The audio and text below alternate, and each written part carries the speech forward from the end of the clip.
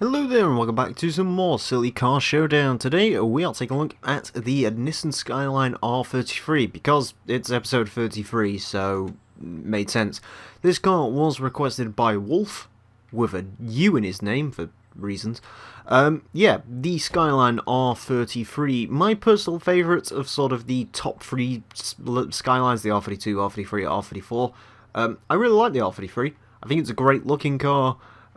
It's the one I'd have. It's the one I'd buy with actual money. They're also the cheapest, which helps. And I believe these are starting to get legal in America, so maybe for not much longer. Anyways, today's plan is to ruin the R33 slightly because Wolf has got an engine swap lined up for me. So our choices are 6.2 litre V8 or the ever-present Turbo Rally. He wants us to use the V8. So sure, I don't mind V8 swapping a Skyline. I'm sure it'll irritate quite a few people, but, you know, whatever the customer wants, the customer gets. We have a lot of awful-looking visual body mods for this. None of them really fit the paint job, though. That being said, I kind of want one of them. I don't know, we'll come back to that. There's also a bunch of incredibly ugly wings. I mean, that one's basically like the normal one, except it adds weight, so we won't go for that. Jesus Christ, how much does a stock wing weigh? Okay, only £5 a save there. Yeah, I mean, that one's alright, I guess. The top secret one, sure. May as well use some of these while we have them. Sure. Apparently top secret kit seems to be the kit to go with. You know what, we'll have it on the front as well. I know it cuts off those Bridgestone logos, but I don't really care. And apparently there's no top secret wing, so sure. Anyways, tyres, what are we looking like? Well, this is going to be quite a high PI car. 285s on the front, I'm assuming 285 rear. Yeah, okay, 285s all round. I am perfectly happy with that. Much better than the abysmal 195s we had last time on the Sprite. I believe those are bigger than any of the tyres were on the Nova as well, so yeah. Anyways, we're going to swap the gearbox out because the gearbox in the standard R33 is pretty piss poor. I believe this thing could do like 100 miles an hour in second on the stock gearbox. It's strange. Skylines always seem to have ridiculously extended gearboxes for some reason. Maybe it's because they're partly luxury cars, no idea. Anyways, we are going to put all of that into the car, and now we're going to start gaining PI quite naturally. I'm expecting this one to end up as a relatively low S2 class car, I'd imagine. Ooh, okay, maybe it'll be mid S2. Still gaining PI rather nicely from all of these upgrades, which I'm perfectly fine with. Okay, yeah, we are going to end up as a mid S2. S2 940, back down to 939 with all on cooling, and then 951 with the flywheel. A 1016 horsepower, 851 foot-pound torque, 2,844 pounds of weight, 2.3 seconds to 60, top speed of 188. I will just check that gearbox as usual, just to make sure that that isn't going to be an issue. Usually when a car has like a top speed of 188, it should be okay, but it is worth double checking just in case. That does look a bit... Alright, we'll pump that up slightly, just because that does look a bit low. I always say, if it looks like it's going to cause issues... There you go, 227 miles an hour. I'll only adjust it that far out. But, yeah, usually, as I say, if it looks like it's going to cause the car some issues on the run, which you never know, that could very well be restricting some power potential with this car. It's worth tuning the gearbox. Anyways, that's our R33 built up. I'm expecting good things from this car. I don't know if it'll be a true leaderboard smasher, but I can certainly see this thing going in the top 5. But of course, we will have to take it to Edinburgh to find out just what it's going to do. Well, here we are at Edinburgh with our R33 ready to give it 5 laps to set the best time it possibly can. Our current leader is the Ferrari Huracan V12 GT, which set time of 1:35.743. The R33, not likely to beat it, but it might get closer than you think, depending on how well this goes. Oh my god, it has a rear wiper. Even my car doesn't have a rear wiper, and that's supposed to be more civilized than this sports car. Nice. Anyways, this is our first Skyline, not our first Nissan product. But I believe the only other Nissan we've had, I call it a Datsun, but I guess it's a Nissan. The 240Z actually set a really good time, and it was absolutely delightful to drive. So, by the looks of it, it does look like this is going to follow in its footsteps. This seems like it's a really nice car to drive. Definitely a little bit on the heavier side, and that has to be said.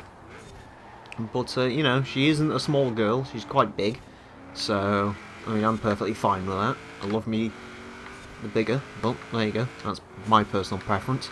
Both with cars and with one. Anyways, enough about my sex life. Let's talk about the R33 with the V8 engine. It is handling really very well. Really very well indeed. I'm not sure, I think this thing weighs £2,700. It'll be interesting to see how this does compared to the Subaru Imprezas. We've had a fair few of them.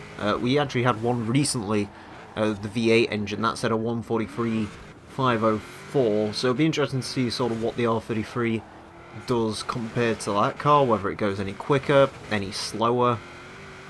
But, you know, we are looking more towards a never mind, on its standing start lap it did a 143.6.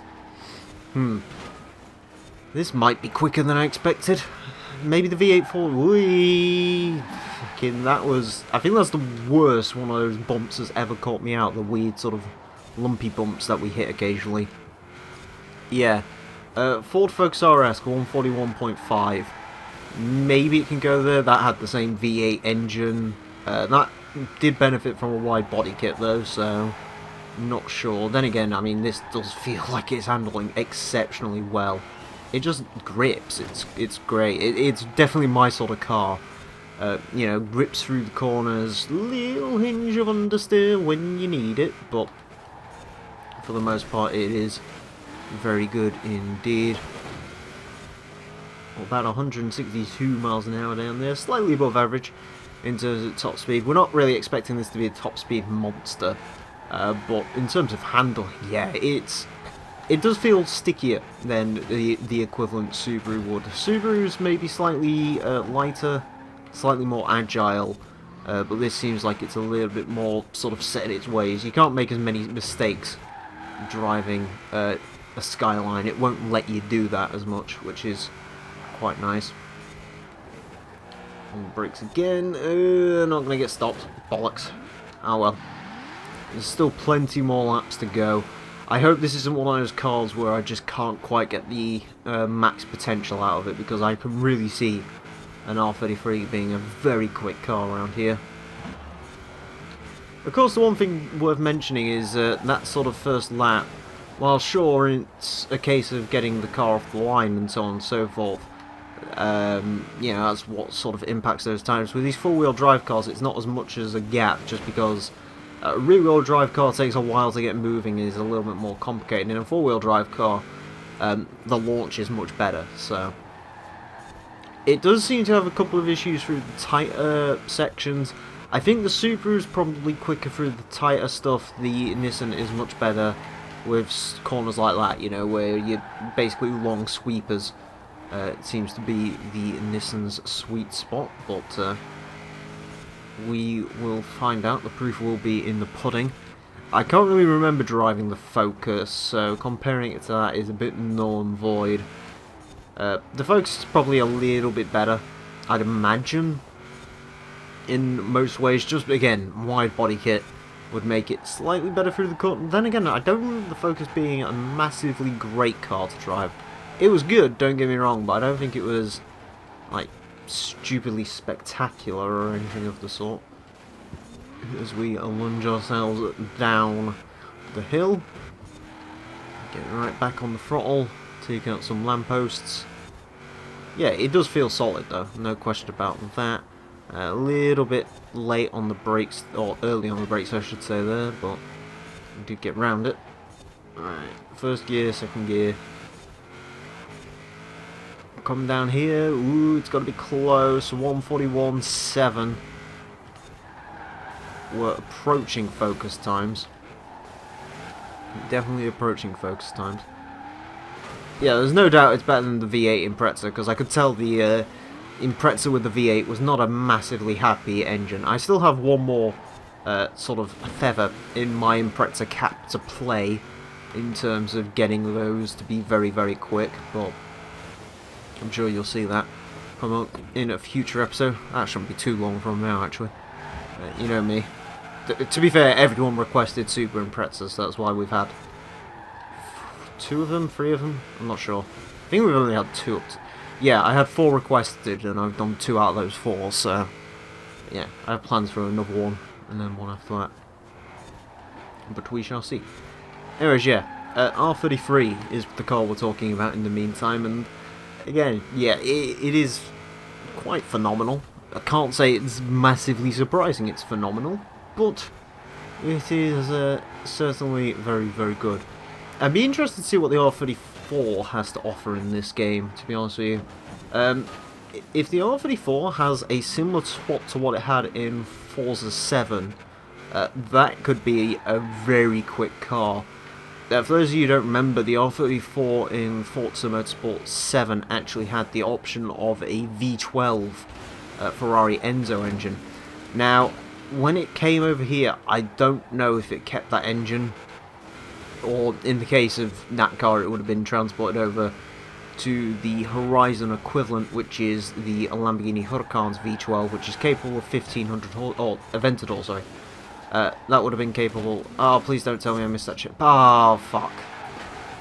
Bollocks. Ah. It has got to be one of those cars where I can't quite reach its potential. Ah, that's really pissed me off, that has. Oh, well. Unfortunately, we have to go with the punches. I do have to admit, that 141.776 was a very strong lap. I do think I could have got eked out, you know, maybe a 0.3, 0.4 of a second out of it. Possibly beating that Focus. It wouldn't have surprised me, but, you know, it's just... Stuff like that happens occasionally. You can't beat yourself up about it too much. But yeah, as I was saying, if that has the Aventador V12 in it, that could be very, very, very quick indeed. You know, I spoke to Lotus, the person who requested the Huracan. You know, he sort of has a slightly different opinion to me, but I have a sneaking suspicion that Huracan is not destined to be at the top of the leaderboard for that much longer. There are definitely some cars that have been requested which I think could really shake things up. The BMW X5 just proved sort of how you can get something up there, definitely. I don't even know if the car that beats it will be X-Class, that remains to be seen. But you know, it's certainly not a done deal in terms of that Lamborghini sitting pretty at the top of our leaderboard. I'm sure something will come along at some point. I just don't know when. But anyways, it's slightly limp run to the line. 141.776 for our VH-powered R33 Skyline. A very good car, no question about that. Similar to the Hot Lap Classic though, we had sort of the same issue. The Skyline just, the slower speed sections, it's just not quite as quick as its Japanese rivals in the Super Impreza and the Mitsubishi Lancer Evo. We haven't had one of those yet, but I'm sure it's much of the same. But yeah, it's still not bad. It really is not a bad car. A very good car, in fact. And as I said, through the higher speed sections, I have no doubt this is quicker than the equivalent Imprezas would be. But it really is a battle of attrition. Sort of what are you doing more than the other? You know, if you're tackling your faster circuits, then look at the R33. If you're tackling your inner city circuits, consider an Impreza. Anyways, with the 141.776, it will put it into the top 5. It goes into 5th place. Ironically enough, I didn't actually realise this, it loses out very, very slightly to the TVR Griffith Speed 12, which is interesting. It is our fastest Japanese car ever, though, so that's something to be proud of, going ahead of the NSXR GT Hybrid, It seems like only yesterday that car was at the top of the leaderboard, and now it's sort of been pushed down and down and down. A second quicker than the 959 Hybrid, quicker than Stelvio, a second, trying to work that out in my head, about a second and a third, a second and 3/4 quicker than the Impreza V8. Yeah, not a bad time, certainly. The R33, very good car. A little bit pissed off I couldn't get that final lap to just see how quick this really could have been, but to be honest with you, I don't think it would have gone all that much quicker. Anyways, thank you all very much for watching this edition of Silly Car Showdown. I do hope you've enjoyed. As always, if you have requests, please leave them down below in either the comment section. Alternatively, go to my Discord, and there is a request chat link in the description to my Discord. That is where I would recommend leaving those. Other than that, if you've enjoyed me, you can come check out my channel in the link in the description if you're watching this on HG Central. And that's about it. Thank you all very much for watching, and until next time, farewell.